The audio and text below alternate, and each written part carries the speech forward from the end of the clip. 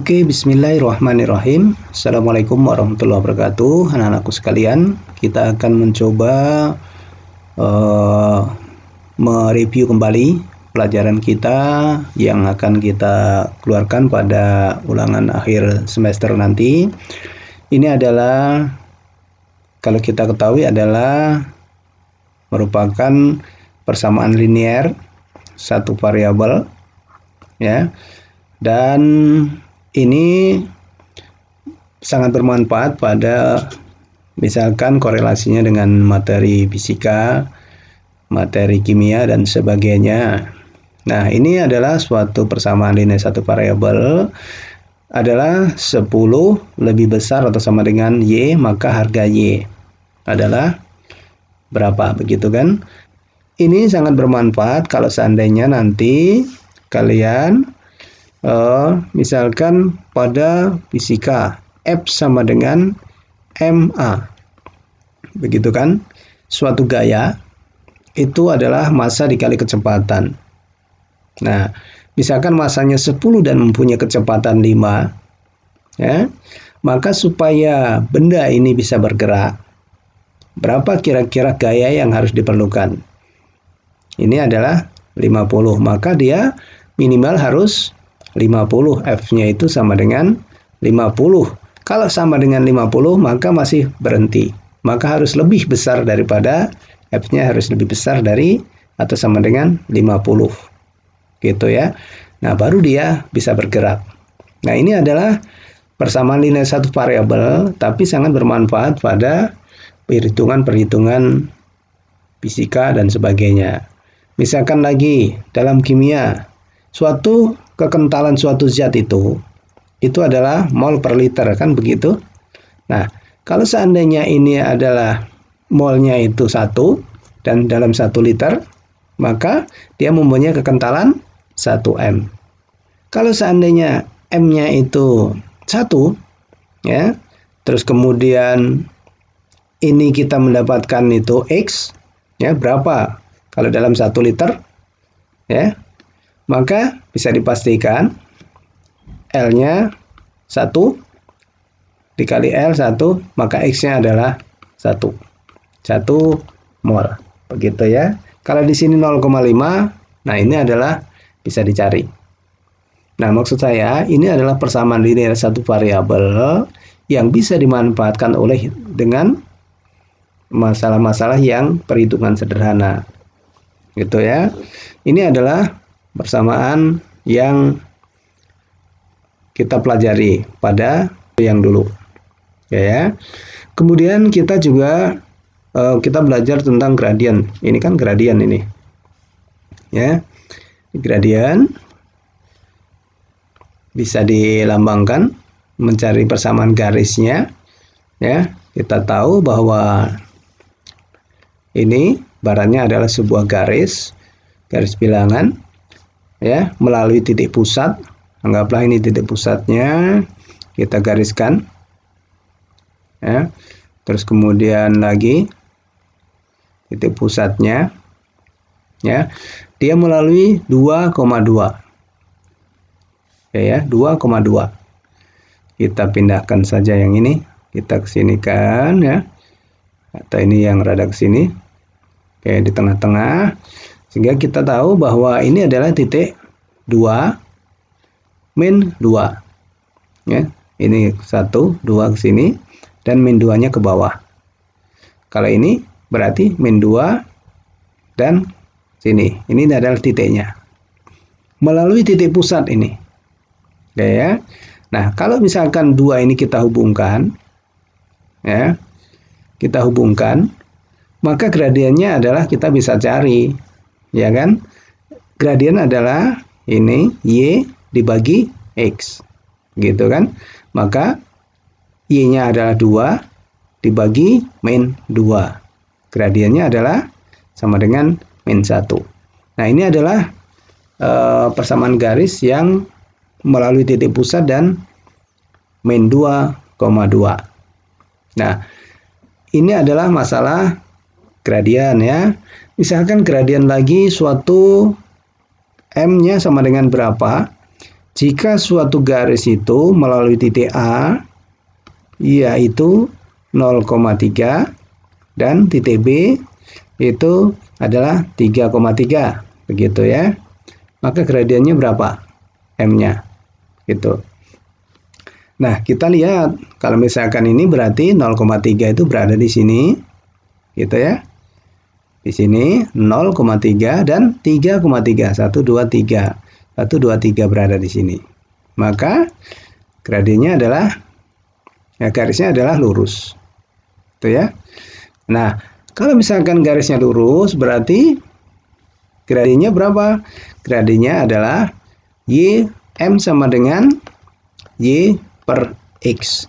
Y-nya berapa? Y-nya tidak ada, 0 ya, dibagi X. Gitu kan?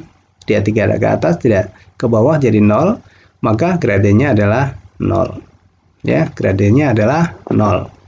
Nah, ini adalah berhubungan dengan gradien yang kita lambangkan dengan M, Y per X ya. Sekedar mengulang bahwa ini bermanfaat juga pada penyajian data persamaan linear ya, dua variabel. Gitu ya. Yang harus kita ketahui pada masalah ini yang pertama ya. Yang pertama yang harus kita pahami, yang pertama adalah ini gradiennya itu kalau tegak lurus itu tak terhingga ya, tak terhingga. Kalau miring, gradiennya adalah 0 ya. Kalau miringnya ke ini, kalau horizontal ya maaf, ini kalau saya miringnya ke kiri maka minus gradiennya ya. Kalau ke kanan gradiennya adalah positif. Gitu ya. Nah, satu lagi yang perlu kalian catat ya, bahwa suatu garis yang sejajar ya, suatu garis yang sejajar, misalkan demikian ya, suatu garis yang sejajar ya, suatu garis yang sejajar, dia akan mempunyai gradien sama dengan ya, M-nya itu adalah sama, antara ini dengan ini sama. Nah, kalau misalkan garis yang berpotongan tegak lurus ya, gitu, dengan ini misalkan ya. Nah, ini adalah gradiennya adalah kebalikannya. Ya. Ini gradiennya adalah kebalikan. Kebalikan ya. Artinya kalau yang satunya adalah 2, maka yang satunya adalah 1/2. Kalau yang satunya adalah 3/1, maka yang satunya adalah 1/3. Kan kebalikannya seperti itu. Oke ya, ini adalah gradien yang kita pelajari pada waktu yang lalu, dan ini sangat bermanfaat pada penyajian sebuah data. Nah, kita lanjutkan. Ini adalah fungsi ya. Inti dari ilmu ya, fungsi ini adalah kalian lihat ini. Yang satu yang itu yang awal asal itu tidak boleh mendua dan tidak boleh sendirian. Oke ya. Nah, kalau misalnya seperti ini kalian tinggal memilih mana yang di depan ini yang sendirian. Artinya yang tidak ganda. Ini 1, ini 2, ini 1, ini 2, ini 1 lagi, maka bukan. Ya kan ya, ini 2, ini 3, ini 4. Nah, ini kemungkinan ya. Ini 2, ini 2, ini 2, ini bukan. Ini 1, ini 1, ini 1, ini bukan, ini 1. Oh ya. Jadi yang ini, yang terbaik adalah yang B. Ini adalah ilmu tentang definisi atau ciri-ciri dari fungsi. Dari sini kan kita bisa petakan ya. Artinya kalau seandainya ini kita gambarkan ini ada 2, 3, 4, maka di sini pasangannya adalah 3, 4, 5. Semuanya berpasangan, yang sebelah asalnya di sini ya, pasangan dengan B. Oke ya. Nah, yang bukan ya, sekedar mengingatkan saja, kalau seandainya 2, 3, 4 ini berpasangan ya, 3, 4, 5, tapi ini berpasangan lagi, maka ini sudah bukan fungsi. Atau kalau seandainya ini 2, 3, 4, terus kemudian di sini 3, 4, 5 ya, ini asalnya dan ini kawannya ya, ini berpasangan, ini berpasangan, tapi ini tidak berpasangan, maka ini juga bukan. Nah, ini sekedar mengingatkan kembali tentang definisi fungsi. Karena itu kita bisa kembangkan ini ya. Oke. Nah, dari situ ini kan fungsi komposisi intinya adalah menggabungkan. Kalau misalkan kalian menemukan seperti ini, maka harga X pada GX ini dikomposisikan. Ya. Itu. Sehingga pada 3X plus 2 dengan X-nya kita ganti dengan yang ada di GX, yaitu 2 min 1. Sehingga fungsi komposisinya adalah 3 dikali 2 min X. Ya, min X ditambah 2. Kalian tinggal bisa hitung. Nah, ini adalah ilmunya, dan operasionalnya adalah biasa operasional aljabar matematikanya ya. Nah, ini adalah perkalian ini harusnya sudah paham sekali ya. Kalau misalkan 3 operasional ini ya, 2 dikali A dikali B ya. Ini maka seperti ini hasilnya. Ini sudah harus kalian pahami. Kalau misalkan A ditambah B dikuadratkan, operasionalnya adalah, nah ini adalah perhitungan matematik A kuadrat begitu, terus kemudian ditambah 2 ya, dikali A dikali B ya, terus kemudian ditambah B kuadrat. Ingat, ini jangan dilupakan ya. Kalau ini adalah ilmu matematikanya, tetapi ilmu komposisinya ya adalah demikian, dikomposisikan bahwa penggantian daripada X ini adalah dengan harga Fx-nya ya, dengan harga Fx-nya. Fx pada X-nya diganti dengan Gx ya, gitu. Fx X-nya diganti dengan Gx. Ingat, ini adalah ilmu komposisinya, sementara operasional jabarnya adalah demikian. Nah, gitu ya. Tolong diingat kembali. Nah, kemudian ketika ini adalah fungsi inverse, kan kita mempunyai 2 cara ya, cara cepat dan cara yang lambat lah, boleh katakan ya, lambat. Ya. Kalau misalkan itu kalian bisa buka kembali video cara cepat ya, cara cepat video yang sebelumnya ya, mencari cara cepat atau cara dengan jalannya. Ini sengaja kita loncat-loncat karena kita hanya mempreview dengan harapan kalian tidak lupa ya, cara cepatnya bagaimana, cara dengan mengerjakannya bagaimana. Kemudian yang selanjutnya adalah, nah ini adalah kita mencari harga A ya.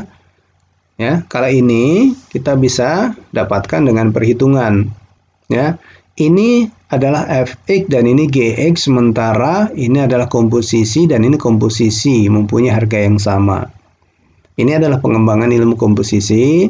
Karena itu kalau misalkan kita gabungkan Fx-nya, Fugx-nya, maka harga X di sini kalian gabungkan dengan pada Gx, sehingga mendapatkan ya 3 dikali 2x plus A ya, min 6. Min 6 dari mana? Dari sini. Sehingga ini operasional yang tadi ya, 6x Ingat, jangan dilupakan operasional aljabarnya ini adalah ilmu matematikanya, ya. Ditambah 3A dikurang 6. Ini adalah FOG X. Sementara GOF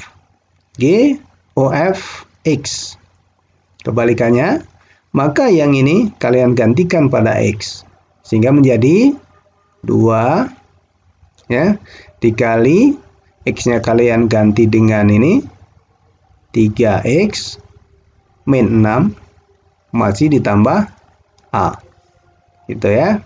Nah, sehingga kalau kalian operasionalkan ini adalah 6X min 12 plus A. Oke. Selanjutnya ini ada ketentuan bahwa yang namanya FOG itu sama dengan GOF. Ya.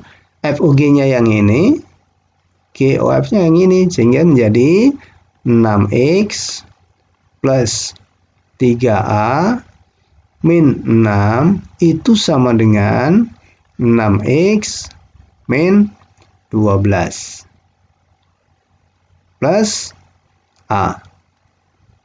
Nah, kemudian kalian gabungkan, ya. Kalian pindah ruaskan aja yang ada komposisinya, yang ada konstantanya, yang ada variabel X-nya dan A-nya. Sementara yang cuman angka saja kalian pindahkan ke ruas kanan. Seperti itu ya. Sehingga menjadi 6X dikurang 6X ditambah 3A, ya. Ditambah 3A dikurang A itu sama dengan 12 min 12 ditambah 6. Sehingga ini habis, ya.